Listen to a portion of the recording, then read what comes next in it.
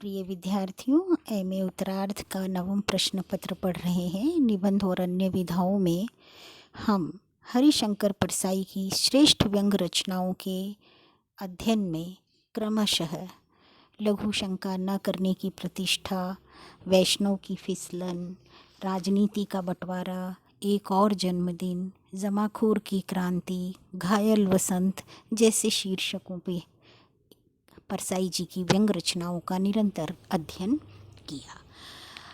हमने ये देखा कि हरिशंकर परसाई व्यंग के जागरूक प्रहरी हैं और वे समाज की रग रग से वाकिफ़ है। क्रमशः इनकी व्यंग शैली में हमने ये देखा कि वे बहुत संवेदनशील व्यक्ति हैं, बहुत संवेदनशील सर्जक हैं और बहुत संवेदनशील लेखक हैं।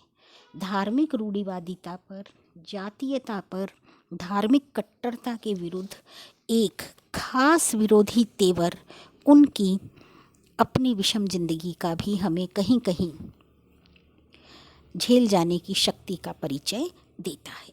बड़ी निर्भीकता के साथ वे सामाजिक विसंगति की, राजनीतिक विसंगति की, व्यापारिक जगत की किसी भी प्रकार की अनियमितता या विसंगति की कलाई को खोलते जाते हैं और विपरीत जाकर सच कहने का जो साहस परसाई जी के व्यंग निबंधों में है वह अन्यत्र दुर्लभ है।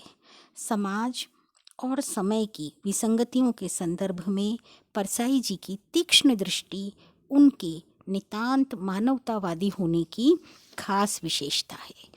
और जो निबंध अब हम पढ़ने जा रहे हैं, संस्कार और शास्त्रों की लड़ाई, ये एक व्यवहार और सिद्धांत के अंतर भेद की बात को सामने रखता है। लेखक क्या कहता है कि जो बहुत गहरे में चोट खाया हुआ मनुष्य जब भी बोलता है तब वह व्यंग में ही बोलता है।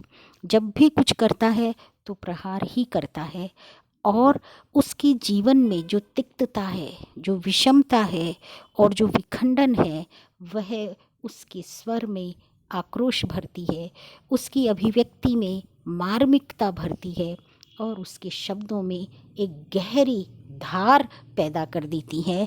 तो इस तरह से हम देखते हैं हरिशंकर परसाई एक सशक्त व्यंग्यकार है जो सृजन, समाज, मनुष्य और संस्कृति के प्रति गहरी जिम्मेदारी का निर्वहन भी करते हैं।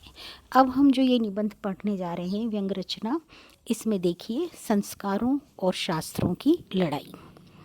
लेखक एक किस्सा गोई शैली से बात प्रारंभ करता है। पिछला निबंध व्यंग रचना जो हमने पढ़ी, लघु शंका न करने की प्रतिष्ठा, वह एक पार्टी के माहौल से शुरू होती है और पार्टी के खत्म होने पर शीर्षक का जो अभिप्रेत अर्थ है, जो लक्ष्यार्थ है, जो व्यंजनार्थ है, वो हमारे सामने उद्घाटित होता है और तब वह व्यंग रचना अपने शीर्षक को सार्थक करती है। यहाँ पर भी लेखक ने इसी तरह की शैली में बड़ी सहजता के साथ, बहुत साहित्यिक संदर्भ के साथ में अपनी बात को स्पष्ट किया है। वैचारिक मतभेद है। मेरे एक दोस्त हैं वैज्ञानिक दृष्टि वाले आधुनिक। वैज्ञानिक दृष्टि वाले आधुनिक हैं, मतलब आधुनिक भी कई प्रकार के होते हैं। कट्टर मार्क्सवादी हैं, परिवार से नाता तोड़कर 20 सालों से राजनीतिक कार्यों में लगे हैं। उनका भी कोई है मुझे पता नहीं था, पर उनका भी कोई था। पिछले हफ्ते वे प्रयाग की गाड़ी में मुंडे सिर मिल गए। पूछा कहाँ जा रहे हो? प्रयाग। लोग चोरी करने जाते हैं तब इस शहर को इलाहाबाद कहते हैं, पिंडदान करने जाते हैं तब प्रयाग कहते हैं। पूछा मुंडन किस लिए? बोले फादर की मृत्यु हो गई, मुझे पहली बार मालूम हुआ कि आप भी फादर रखते थे। यूँ कोई बुरी बात नहीं, जिनकी हैसियत है वे एक से ज़्यादा भी बाप रखते हैं, एक घर में, एक दफ्तर में, एक दो बाजार में, एक एक हर राजनीतिक दल में। इधर एक आदमी है जिसके परसों तक 35 बाप थे। कल संविद सरकार टूट रही थी तो 15 रह गए, आज वह सरकार थम गई तो उसके 38 बाप हो गए। मुझे उनके पिता की मृत्यु का कतई दुख नहीं था, उन्हें मैं जानता नहीं था, सिर्फ 80 के थे और उनके मरने से कोई अनाथ नहीं हुआ था। दोस्त को भी दुख नहीं था, कुछ पछतावा ज़रूर था। मुझे उसकी चिंता थी जिसे उन्होंने 20 सालों से सच्चा पिता मान रखा था, यानी मार्क्सवाद की। उन्होंने खुद अपने हाथों मार्क्सवाद का मंडन कर दिया था। उनके हाथ में एक छोटी सी थैली थी। मैंने पूछा, इसमें क्या है? बोले, उनकी राख है। तुम्हें इतना भी नहीं मालूम? मैंने कहा, मैं समझा इसमें द्वंद्वात्मक भौतिकवाद है जिसका संगम में विसर्जन होगा। पहले वे चिढ़े, फिर कहने लगे, यार यह बड़ा विकट संघर्ष है। एक तो संस्कार और फिर परिवार की भावना। मतलब मार्क्सवाद में इस तरह की धार्मिक पाखंडों के लिए कोई स्थान नहीं होता, वे बड़े क्रांतिकारी होते हैं। इस संघर्ष से मैं अनजान, चाचा की मृत्यु के बाद मैंने श्राद्ध नहीं करने का ऐलान कर दिया। मेरी जो फजीहत हुई मैं ही जानता हूँ, उनके करने वाले भी थे। चाचा मेरे भरोसे तो परलोक गए नहीं थे, मुझ जैसे के भरोसे कोई परलोक तो क्या इहलोक भी नहीं बनाएगा। मेरे मन में एक ही सवाल था, अगर किसी सामाजिक क्रांति में कोई बौद्धिक विकास के साथ लगा हो और तभी चाचा कह दे कि बेटा तुम्हारे चाचा की आत्मा को दुख होगा, परलोक में उनकी दुर्गति हो जाएगी, तब क्रांतिकारी क्या करेगा? परिवार की भावना की रक्षा भी करनी पड़ती है। तब क्या वह यह कहेगा कि चाची अगर तुम्हारी यह भावना है तो क्रांति को मैं छोड़े देता हूँ। बहुत सुंदर संदर्भ ले आए हैं और अच्छों के हौसले पस्त हो जाते हैं जब हम परंपराएं तोड़ने लगते हैं, जब हम पाखंड और विखंडनों से दूर जाने की बात करते हैं। तब हमें परिवार की भावनाएं, सामाजिक मर्यादाएं, कुछ सामाजिक संदर्भ याद आते हैं और हम लकीर की फ़कीर हो जाते हैं और वो सब करते हैं जिन सब के लिए हमने बिगुल बजाया था, जिस सब के परिवर्तन के लिए हमने घोषणाएं की थी। मेरे एक और दोस्त हैं, मुझसे ज़्यादा वैज्ञानिक दृष्टि संपन्न, विचार और कर्म दोनों से क्रांतिकारी। मैं भी उनसे ज्ञान और प्रेरणा लेता रहा हूँ। एक दिन मैंने उन्हें धोती पहने, पालथी मारी, सत्यनारायण की कथा पर बैठे रंगे हाथों पकड़ लिया। मुझे लगा जैसे एम्बुलेंस की गाड़ी ने मुझे कुचल दिया हो।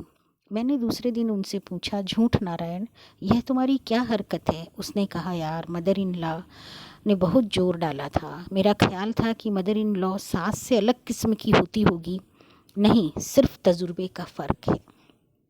यह जो मदर इन लॉ कहलाती है क्रांति की शत्रु होती है। क्रांतिकारी का पहला और सबसे बड़ा संघर्ष मदर इन लॉ से निपटना है। बात यह है कि वह बीवी दे जाती है, बीवी कर्तव्य को आगे बढ़ाते हुए बच्चे दे जाती है। तब मदर इन लॉ आकर कहती है, लाला अपना नहीं तो बच्चों का तो ख्याल करो। लाला की क्रांतिकारिता भ्रांतिकारिता में बदल जाती है। कितनी सहज परिहास में, बहुत उपहास में उन्होंने अपनी व्यंग की दंश को, अपने व्यंग के कटाक्ष को स्पष्ट किया है। मदर इन लॉ के शिकार 20-25 क्रांतिदर्शियों की हड्डियां तो इधर मेरे पास ही रखी हुई है और लोगों के पास भी होंगी।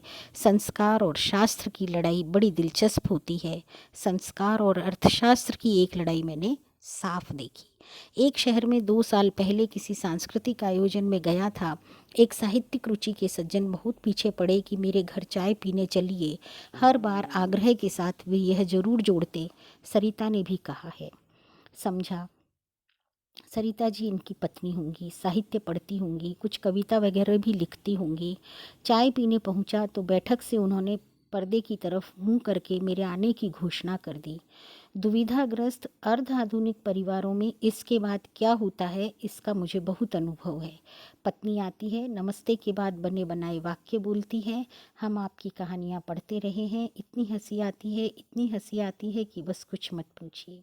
इसी वक्त उसे याद आता है कि दाम्पत्य संहिता का नियम 73 कहता है, पत्नी अपना स्वतंत्र मत व्यक्त ना करे। व्यक्त करना ज़रूरी हो तो उसमें पति को शामिल करे। वह पति को शामिल कर लेती है। क्यों? वह कौन सी कहानी पढ़ी थी हम लोगों ने पिछले हफ्ते? अगर बच्चा भी हुआ तो अंकल जी को उससे पहले नमस्ते कराया जाता है। कहा जाता है, अंकल तुम्हें बहुत मज़ेदार कहानी सुनाएंगे। कभी मुझसे वही बच्चे को कहानी सुनाने का आग्रह भी किया जाता है। नुस्खे मेरे पास सब तरह के होते हैं। प्रौढ़ों के लिए डायबिटीज़ का नुस्खा भी रखता हूँ, बच्चों के लिए कुकर खांसी का भी। मैं बच्चे को राक्षस की कहानी फ़ौरन सुना देता हूँ। आग्रह हो तो उनके ससुर को भी कृष्ण सुदामा की कहानी सुना दूँ। बैठक में मैंने सोचा कि सरिता जी बाहर आएंगी और वही यांत्रिक चर्चा चलेगी। बड़ी देर हो गई, सरिता जी तो क्या, नानी जी भी नहीं निकली। सोचा चाय लेकर आएंगी, पर थोड़ी देर बाद साकल बजी। पति महोदय भीतर गए और चाय की ट्रे लेकर आ गए। भीतर से एक बिल्ली निकली। उस घर में बिल्ली एकमात्र मादा थी जो पर्दा नहीं करती थी। बिल्ली एकमात्र मादा थी जो पर्दा नहीं करती थी, मतलब पर्दा प्रथा पर भी उन्होंने बहुत बड़ा व्यंग किया है और एक शिकंजा तोड़ने की कोशिश की है। जो सामाजिक और संस्कारहीन, तब ये वैज्ञानिक परिवार हैं, ये वैज्ञानिक दृष्टि संपन्न परिवार हैं, ये मार्क्सवादी विचारधारा के परिवार हैं, और उनके यहाँ इस तरह की जो जीवन शैली है, दिनचर्या है, उसमें उस रवानगी में बहुत सहजता के साथ इन्होंने बड़ी गंभीर समस्याओं पर चर्चा। साकल धातु युग से चली आई कॉल बेल है। सरिता जी से कुछ संस्कार अपने घर से लेकर आई होंगी, कुछ यहाँ मिले होंगे। वह पाँव दरवाजे की तरफ बढ़ाती है तो हाथ साकल पर चला जाता है। मगर जब यह स्थिति है तो आदमी ने बार बार क्यों कहा था? सरिता ने भी आने को कहा है। इस दृश्य में सरिता का कुल इतना रोल है कि वह नेपथ्य में साकल बजाती है। अगर इस आदमी को, सरिता को भी मंच पर लाना है तो साकल को निकाल फेंकना चाहिए, मगर तब वह थाली बजाने लगेगी। 2 साल बाद अभी फिर मैं उस शहर में गया। वे फिर मुझे चाय के लिए ले गए। इस बार उन्होंने नहीं कहा कि सरिता ने भी आग्रह किया है। उसने नेपथ्य वाला हिस्सा नाटक से काट दिया होगा। मैं बैठक में पहुंचा। उसने पर्दे से की तरफ मुंह करके मेरे आने की घोषणा नहीं की, पर जरा देर बाद ही सरिता जी ट्रे लेकर बाहर आई। एकाध औपचारिक बात की, फिर घड़ी देखकर बोली, आप लोग चाय पिए, मेरा तो स्कूल का वक्त हो गया। वे चप्पल फटफटाती सीढ़ी से नीचे उतर गई। श्रीयुत सरितापति बोले, स्कूल में नौकरी कर ली है, आजकल एक की नौकरी में पूरा नहीं पड़ता। समझ गया, अर्थशास्त्र ने संस्कार को धोबी पछाड़ दी थी। संस्कार शास्त्र से क्या हुआ? अर्थशास्त्र ने सब संस्कारों को तिलांजलि दे दी और स्त्री को आत्मनिर्भर बनने के लिए भेज दी। हमारे ज़माने में नारी को जो मुक्ति मिली है, क्यों मिली है? आंदोलन से, आधुनिक दृष्टि से, उसके व्यक्तित्व की स्वीकृति से नहीं। उसकी मुक्ति का कारण महंगाई है। नारी मुक्ति के इतिहास में यह वाक्य अमर रहेगा, एक की कमाई से पूरा नहीं पड़ता। अर्थशास्त्र संस्कारों के सीने पर चढ़कर गला दबा रहा है। इधर एक लड़के ने लड़की को उसी की इच्छा से भगाकर सरकारी शादी कर ली। लड़का योग्य, सुंदर और अच्छी नौकरी वाला था। पहले लड़की की माँ के संस्कारों ने जोर मारा और हाय तौबा मचाई। अर्थशास्त्र से यह बर्दाश्त नहीं हुआ। उसने संस्कारों को एक पटकनी दी। माँ ने सोचा वह जो 15,000 दहेज के लिए रखे थे साफ बचे। फिर 15,000 में इतना अच्छा लड़का नहीं मिलता। उन्होंने कार्ड बांट कर दावत दे दी। अच्छी माँ क्यों न यह इच्छा करे कि कोई अच्छा लड़का लड़की को भगा कर शादी कर ले और हमें बाद में बता दे, हम एक भोज दे दें। लड़ाई शास्त्रों की भी आपस में होती है। अर्थशास्त्र जब धर्मशास्त्र के ऊपर चढ़ बैठता है, तब गौ रक्षा आंदोलन के नेता पंडित द्वारिकानाथ जूतों की दुकान खोल देते हैं। और काफ लेदर, बछड़े का चमड़ा के जूते बेचते हैं। गाय के बछड़े के चमड़े के जूते को हाथ में भगवान की तरह लेकर ग्राहक से कहते हैं, यह जूता बड़ा मुलायम होता है। पहले कॉफ लेदर विलायत से आता था, पर अब अपने देश में भी उतरने लगा है। अपना देश भी काफ़ी आगे बढ़ गया है, मतलब हम गौ हत्या करने लगे हैं। बछड़ों को मारकर उसके मांस से, उसके चमड़े से हम जूता बनाते हैं। और यहाँ पर क्या हुआ? अर्थशास्त्र और धर्मशास्त्र की लड़ाई हो गई। पहले तो संस्कार शास्त्र और अर्थशास्त्र, फिर धीमे धीमे अर्थशास्त्र और धर्मशास्त्र। सड़क पर जुलूस में होते हैं तब कहते हैं गौ हत्या के कारण देश गिर गया है। दुकान पर होते हैं तब कहते हैं बछड़े का चमड़ा उतरने के कारण देश आगे बढ़ गया है। दोनों ही बातें सही है। देश गिरा जरूर, पर फिर घिसटता हुआ आगे भी बढ़ा और उनके कारखाने तक आ गया। वहाँ उन्होंने देश का चमड़ा उतार कर उसके जूते बना लिए और बेचने लगे। ये अंतिम पद है, पद गद्यांश है जो रेखांकित करिए, व्याख्या के योग्य है। और इसमें क्या है कि सड़क पर जुलूस में होते हैं तब वो क्या कहते हैं, ये जो दो तरफ़ी बातें होती है, जो मनुष्य के मन की का दोगलापन है, व्यवहार में कुछ कथनी और करनी का जो अंतर है, जो भावनाओं का, वैज्ञानिकता का, आधुनिकता का, मार्क्सवाद का और संस्कार शास्त्रों का, तो यहाँ पर ये शीर्षक स्पष्ट हो जाता है कि संस्कार और शास्त्रों की लड़ाई शाश्वत है। अर्थशास्त्र धर्मशास्त्र पर भारी पड़ता है और अर्थशास्त्र पर धर्मशास्त्र भारी पड़ता है। किस तरह से संस्कार नेस्तनाबूद हो जाते हैं और व्यक्ति उनको कैसे नज़रअंदाज करता हुआ आगे बढ़ता है, ये आपको इस पाठ की विशेषताओं में रेखांकित करते हुए लिखना। सांस्कृतिक आयोजन में, साहित्यिक रुचियों में किस तरह से मनुष्य अपनी स्त्री की आज़ादी किस लिए ज़रूरी हो गई, ये उसमें यह वाक्य नारी की मुक्ति के इतिहास में अमर रहेगा कि एक की कमाई से पूरा नहीं पड़ता। कुछ इस तरह की बुनियादी बातों को उठाते हुए हरिशंकर परसाई ने इसमें संस्कारों को के माथत हो जाने की बात को स्पष्ट किया है।